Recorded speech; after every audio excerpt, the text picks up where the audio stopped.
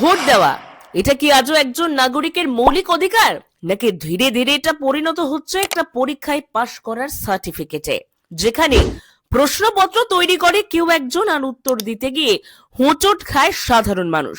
Voter তালিকা সংশোধনের নামে দেশ জুড়ে চলছে এক অদ্ভুত খেলা।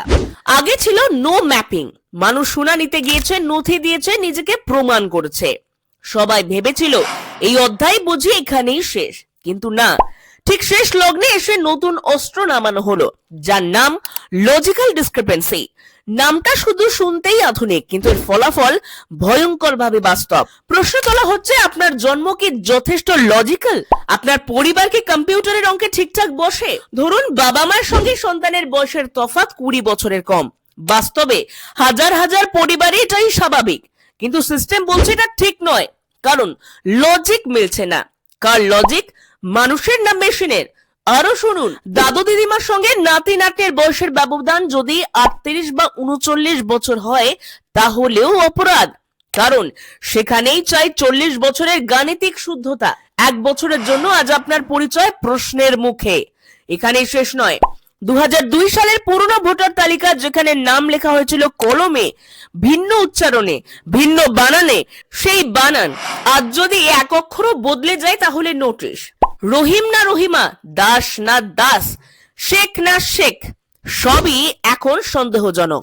আর সবচেয়ে বিপজ্জনক প্রশ্ন উঠছে 45 ঊর্ধ্ব ভোটারদের নিয়ে, যারা 2002 সালে নিজের নামে তালিকাভুক্ত ছিলেন না, পরবর্তীতে বাবা মায়ের সঙ্গে নিজেকে যুক্ত করেছিলেন। তাদের আজ বলা হচ্ছে আপনার লিঙ্কেজ পরিষ্কার নয়। মানে কি দাঁড়ালো?